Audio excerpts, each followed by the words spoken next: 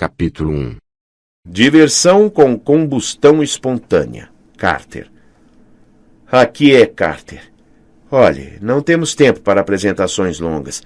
Preciso contar essa história depressa, ou vamos todos morrer.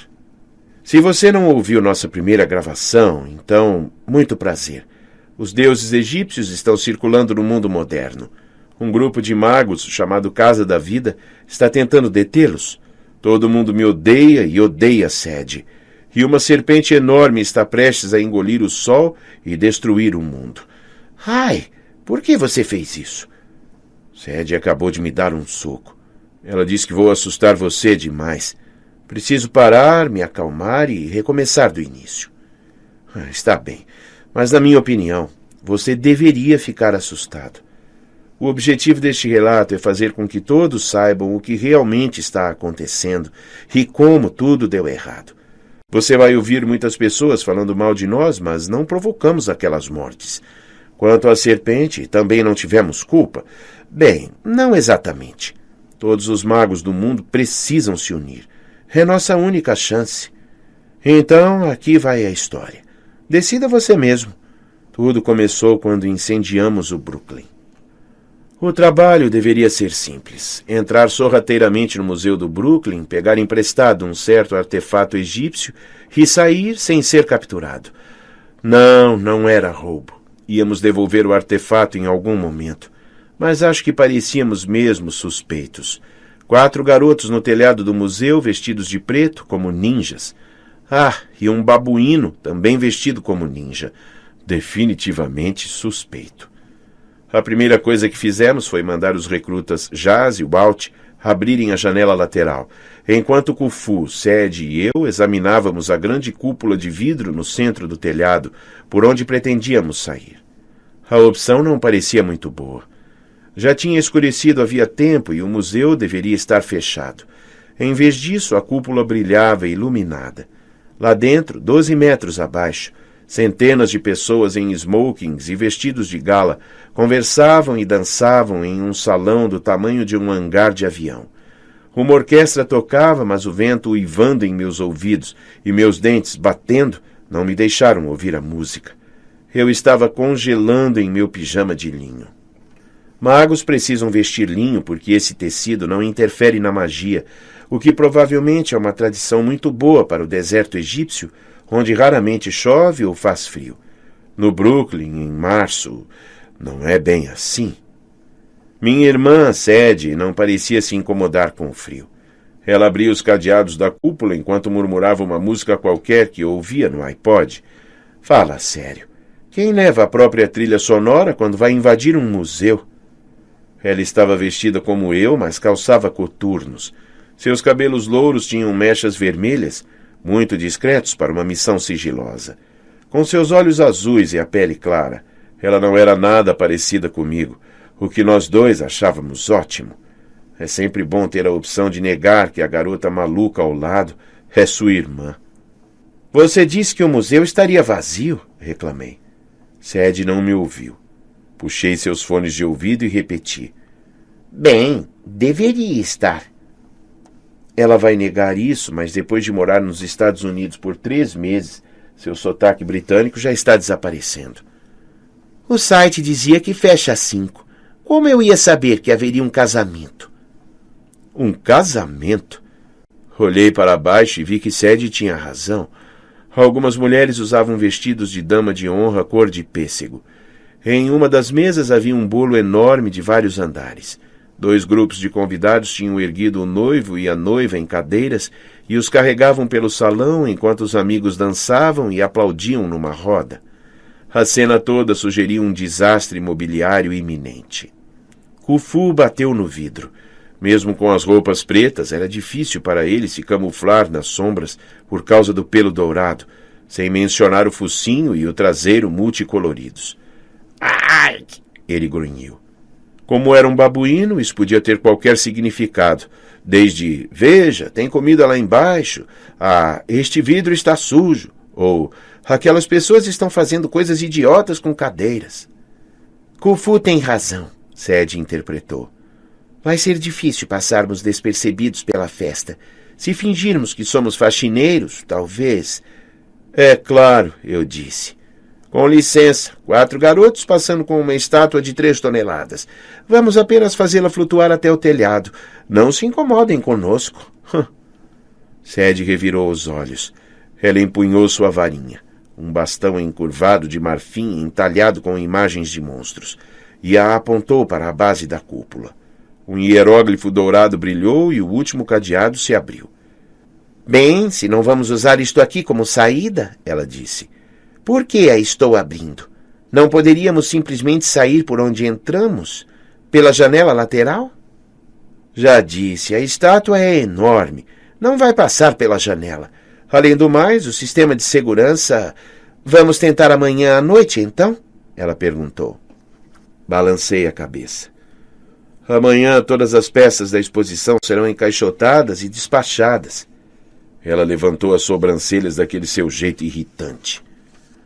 Talvez se alguém tivesse avisado há mais tempo da necessidade de roubarmos essa estátua... deixa pra lá. Eu sabia onde a conversa acabaria. E passar a noite inteira no telhado discutindo com Sadie não ia ajudar em nada. Ela estava certa, claro. Eu não a prevenira com muita antecedência. Mas, minhas fontes não eram exatamente confiáveis. Após semanas pedindo ajuda, eu havia enfim conseguido uma dica de meu amigo Horus, o deus falcão da guerra, que falara em meus sonhos. A propósito, aquele artefato que você queria, que pode ser fundamental para salvar o planeta, está no Museu do Brooklyn há 30 anos, mas amanhã será despachado para a Europa. Então é melhor se apressar. Você terá 5 dias para descobrir como usá-lo ou estaremos todos condenados. Boa sorte. Eu poderia ter gritado com ele por não ter me avisado antes, mas não faria diferença alguma. Os deuses só falam quando querem, e não têm muita noção do tempo dos mortais. Eu sabia disso porque havia hospedado Horus em minha mente alguns meses antes. Eu ainda tinha alguns de seus hábitos antissociais, como o desejo ocasional de caçar pequenos roedores peludos ou de desafiar pessoas à morte. Vamos seguir o plano, Sadie disse. Entramos pela janela lateral, encontramos a estátua e a levitamos salão afora. Vamos pensar em algum jeito de passar pela festa de casamento quando chegar a hora. Talvez possamos distraí-los. Distraí-los? Repeti, franzindo a testa. Carter, você se preocupa demais, ela disse. Vai ser brilhante, a menos que você tenha outra ideia. O problema era que eu não tinha. Você pode achar que a magia torna tudo mais fácil. Na verdade, é mais comum que ela complique as coisas. Há sempre 1 milhão de motivos para esse ou aquele feitiço não funcionar em certas situações. Ou então pode haver outro tipo de magia atrapalhando, como os encantamentos de proteção em torno do museu. Não sabíamos ao certo quem os lançara. Talvez algum funcionário do museu fosse um mago disfarçado, o que não seria incomum. Nosso próprio pai havia usado seu título de PhD em egiptologia.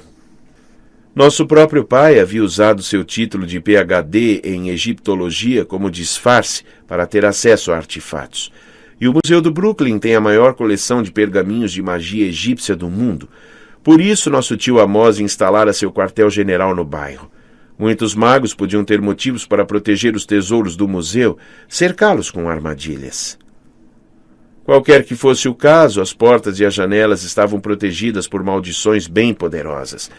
Não podíamos abrir um portal mágico dentro da exposição, nem usar nossos shabit de busca, as estátuas mágicas de argila que nos ajudavam em nossa biblioteca, para buscar o artefato de que precisávamos. Precisaríamos entrar e sair da maneira mais difícil, e se cometêssemos um engano, não haveria como saber que tipo de maldição poderíamos desencadear. Monstros guardiões, pragas, fogo, burros explosivos. Não ria, eles são terríveis. A única saída sem armadilha era a cúpula do salão. Aparentemente, os guardiões do museu não haviam se preocupado com a possibilidade de ladrões fazerem levitar algum artefato por uma passagem 12 metros acima do chão. Ou talvez na cúpula houvesse uma armadilha, mas era algo escondido demais para vermos. De qualquer maneira, precisávamos tentar. Só tínhamos aquela noite para roubar. Desculpe, pegar emprestado o artefato. Depois teríamos 5 dias para descobrir como usá-lo. Eu adoro prazos.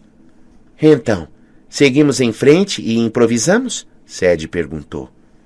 Olhei lá embaixo para a festa de casamento, esperando que não acabássemos arruinando a noite especial daquelas pessoas. Acho que sim. Maravilha, disse Sadie. Kufu, fique aqui e vigie. Abra a cúpula quando nos vir subindo, está bem? Respondeu o babuíno. Minha nuca formigou. Eu tinha a sensação de que aquele roubo não seria uma maravilha. Certo, eu disse a Sadie. Vamos ver como Jaz e Walt estão se saindo. Descemos pela parede externa até o peitoril do 3º andar, onde ficava a coleção egípcia. Jaz e Walt haviam cumprido sua parte com perfeição.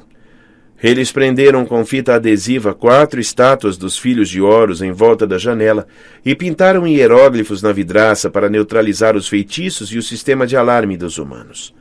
Quando Sadie e eu aterrissamos perto deles, os dois pareciam estar em uma conversa séria. Jaz segurava as mãos de Walt. Aquilo me surpreendeu, mas Sadie ficou ainda mais surpresa. Ela deu um gritinho estranho e agudo, como o de um rato sendo pisado. Sim, você emitiu. Eu estava lá. Por que Sadie se importaria? Bem, logo depois do Ano Novo, quando nós dois enviamos o sinal luminoso de nosso amuleto de Jed para atrair crianças com potencial mágico até nosso quartel-general, Jaz e Walt foram os primeiros a responder. Eles vinham treinando conosco havia 7 semanas, mais tempo que todos os outros, então acabamos conhecendo-os muito bem. Jaz era uma líder de torcida de Nashville.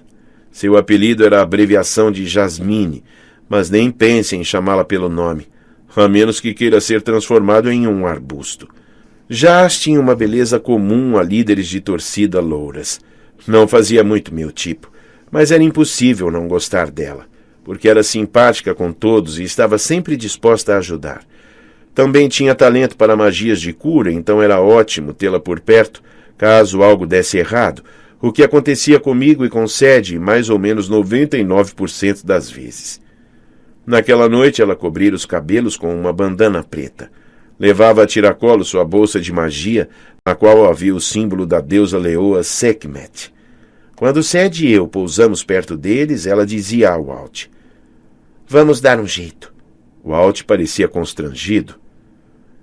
Ele era... bem... como descrever Walt? Não, Sadie, obrigado. Eu não vou dizer que ele é gato. Espere sua vez. Walt era um garoto de 16 anos, porém alto o bastante para parecer um atleta de faculdade. Seu porte físico reforçava isso. Esguio e musculoso, e os pés do cara eram muito grandes. Sua pele era marrom café, um pouco mais escura que a minha, e o cabelo raspado bem curto parecia uma sombra em sua cabeça. Apesar do frio, ele vestia camiseta preta sem mangas e short, roupa incomum para um mago, mas ninguém discutia com Walt. Ele havia sido o primeiro aprendiz a chegar até nós, vindo lá de Seattle, e era um Saul nato, um produtor de amuletos. Em seu pescoço havia diversas correntes de ouro com amuletos mágicos que ele mesmo fizera. Enfim, eu tinha bastante certeza de que Sadie gostava de Walt e estava com ciúmes de Jaz, embora ela nunca fosse admitir nada disso, porque havia passado os últimos meses se lamentando por causa de outro cara. Um deus, na verdade, de quem estava afim. Ah, tudo bem, Sadie, eu não vou falar nisso agora, mas notei que você não negou. Quando interrompemos a conversa dos dois, Walt rapidamente largou as mãos de Jaz e se afastou dela. Sadie alternava o olhar entre um e outro, tentando entender o que acontecia ali. Walt pigarreou. A janela está pronta. Ótimo. Sadie olhou para Jaz. O que você quis dizer com vamos dar um jeito? Jaz abriu a boca, mas as palavras não saíram. Walt respondeu por ela. Ah, você sabe, o livro de Ra. Vamos dar um jeito de decifrá-lo. É, disse Jaz, o livro de Ra. Eu sabia que estavam mentindo, mas decidi que não era de minha conta se eles se gostavam. Não tínhamos tempo para drama. Tudo bem, eu disse, antes que Sadie pudesse exigir explicação melhor. Vamos começar a brincadeira. A janela se abriu com facilidade. Nenhuma explosão mágica, nenhum alarme. Respirei aliviado e entrei na ala egípcia, imaginando que talvez tivéssemos uma chance de cumprir a missão, afinal. Os artefatos egípcios despertavam em mim todo tipo de recordação. Até o ano anterior, eu tinha passado boa parte da vida viajando pelo mundo com meu pai, que ia de museu em museu fazendo palestras sobre o Egito Antigo. Isso foi antes de eu descobrir que ele era um mago, antes de ele libertar um bando de deuses e nossa vida ficar complicada. Agora eu não conseguia olhar para qualquer arte egípcia sem me sentir ligado àquilo. Estremeci quando passamos por uma estátua de Horus, o deus com cabeça de falcão que habitara meu corpo no último Natal. Passamos por um sarcófago e me lembrei de como Set, o deus do mal, aprisionara nosso pai em um caixão dourado no British Museum. Em todos os lugares havia imagens de Osíris, o deus da morte, com sua pele azul, e pensei em como meu pai se sacrificara para se tornar seu novo hospedeiro. Naquele momento, em algum lugar, no reino mágico do Duat, nosso pai era o rei do mundo inferior. Nem consigo descrever como é esquisito ver uma pintura de 5.000 anos de um deus egípcio azul e pensar, esse é meu pai. Todos os artefatos pareciam lembranças de família. Uma varinha igual à de Sadie. Uma imagem dos monstros serpentes leopardo que tinham nos atacado uma vez. Uma página de O Livro dos Mortos mostrando demônios que havíamos conhecido pessoalmente. E lá estavam os Shabit, estatuetas mágicas que ganhavam vida quando invocadas. Alguns meses antes eu tinha me apaixonado por uma garota chamada Zia Rashid e depois descobri que ela era um Shabit. Estar apaixonado pela primeira vez já tinha sido uma situação muito difícil, mas perceber que a garota de quem eu gostava era de argila e vê-la se quebrar diante de meus olhos, bem, isso dá um novo significado à expressão coração partido. Atravessamos a primeira sala, que tinha um grande mural com o zodíaco egípcio pintado no teto. Dava para ouvir a festa no grandioso salão ao final do corredor, à nossa direita. Música e risos ecoavam pelo prédio todo. Na segunda sala egípcia, nós paramos diante de um friso de pedra do tamanho de uma porta de garagem, entalhado com a imagem de um monstro pisoteando humanos. Isso é um grifo? Perguntou Jaz. É, uma versão egípcia, confirmei. O animal tinha corpo de leão e cabeça de falcão, mas suas asas não eram parecidas com as que víamos na maioria das imagens de grifos. Em vez de asas como as de um pássaro, as do monstro ficavam na parte superior das costas, longas e horizontais, eriçadas como pincéis de aço virados de cabeça para baixo. Se o monstro pudesse voar com aquelas coisas, eu imaginava que elas se moveriam como as asas de uma borboleta. O friso já fora colorido. Notei traços de vermelho e dourado na pele da criatura. Mas mesmo sem cor, o grifo tinha um aspecto sinistramente vivo. Seus olhos redondos pareciam me seguir. Grifos eram guardiões, eu disse, lembrando uma história que meu pai me contara certa vez. Protegiam tesouros e coisas do tipo. Fabuloso, respondeu Sadie. Então quer dizer que eles atacavam, por exemplo, ladrões que invadiam museus e roubavam artefatos?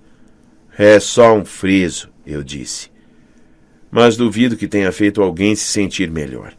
A magia egípcia era baseada em transformar palavras e imagens em realidade. Ali, o Alt apontou para o outro lado da sala. É aquilo, não é? Contornamos o grifo a uma boa distância e nos aproximamos da estátua no centro da sala.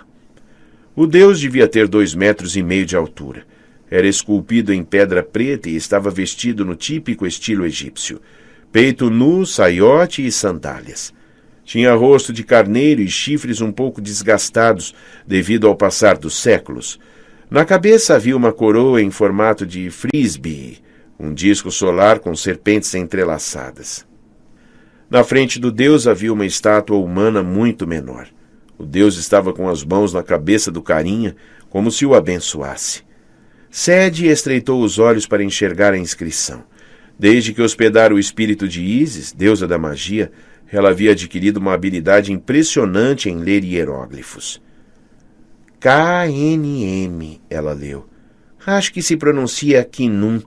Rima com Kabum? Sim, concordei. Essa é a estátua de que precisamos. Horus me contou que nela está o segredo para encontrarmos o livro de Ra. Infelizmente, Horus não fora muito específico. Agora que tínhamos encontrado a estátua, eu não fazia a menor ideia de como ela poderia nos ajudar. Analisei atentamente os hieróglifos na esperança de encontrar uma pista. Quem é o carinha na frente? Walt perguntou. É uma criança? Jaz estalou os dedos. Não, eu me lembro disso. Kinum fazia humanos em um torno de oleiro. É isso que ele está fazendo, aposto, criando um humano de argila. Ela olhou para mim, esperando uma confirmação. A verdade era que eu havia esquecido aquela história. Sed e eu deveríamos ser os professores, mas Jaz com frequência se lembrava de mais detalhes que eu. Sinto. Sim, muito bom, eu disse. Homem de argila, exatamente. Sed olhou intrigada para a cabeça de carneiro de Kinum. É parecido com aquele desenho animado. Alceu, não é? Podia ser o deus Alce. Ele não é o deus Alce, falei. Mas se estamos procurando o livro de Ra, ela retrucou, e Ra é o deus Sol, por que estamos procurando um Alce? Sed às vezes é irritante. Eu já falei isso?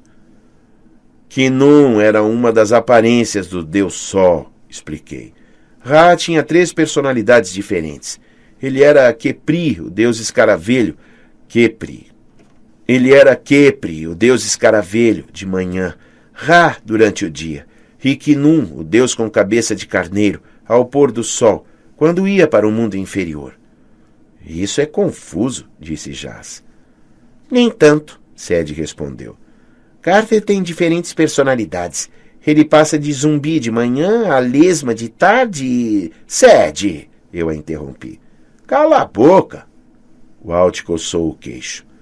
Acho que Sed tem razão. É um alce. Obrigada, ela respondeu. Walt sorriu para minha irmã sem muito entusiasmo, mas ainda parecia preocupado, como se algo o incomodasse.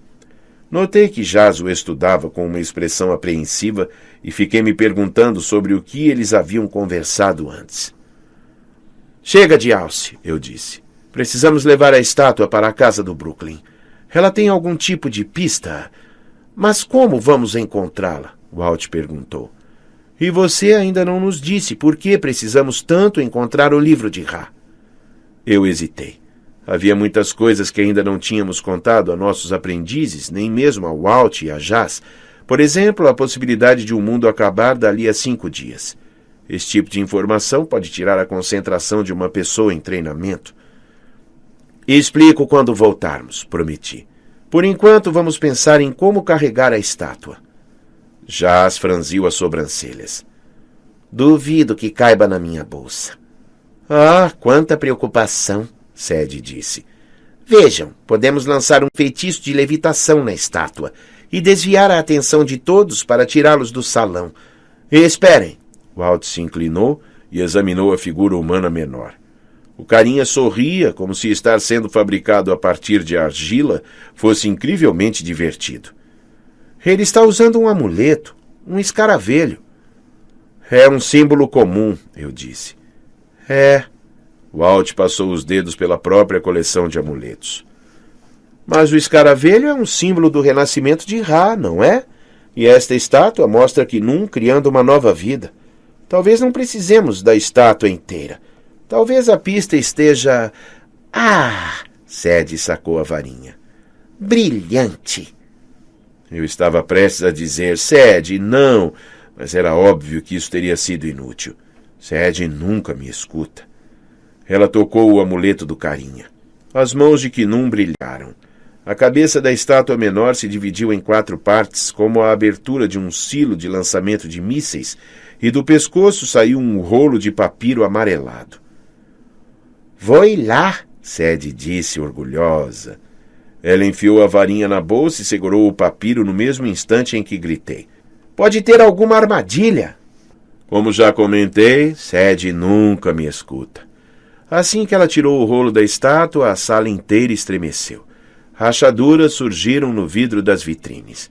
Sadie deu um grito quando o papiro em sua mão explodiu em chamas. O fogo não parecia queimar o papel nem machucá-la. Mas quando ela tentou apagá-lo, sacudindo o papiro, chamas brancas fantasmagóricas pularam para a vitrine mais próxima e correram pela sala, como se seguissem um rastro de gasolina. O fogo tocou as janelas e hieróglifos brancos se acenderam no vidro, provavelmente ativando um monte de maldições e encantamentos de proteção. Depois o fogo fantasma chegou ao grande friso na entrada da sala. A pedra tremeu violentamente. Eu não conseguia ver os entalhes do outro lado, mas ouvi um grito rouco, como o de um papagaio bem grande e furioso. Walt pegou o cajado que levava preso às costas. Sadie sacudiu o papiro incandescente como se ele estivesse grudado em sua mão. Tirem essa coisa de mim. Isso não é nem um pouco minha culpa. Jas pegou a varinha dela. Que barulho foi esse? Meu coração disparou. Acho que Sadie acaba de encontrar a grande distração que ela queria, respondi.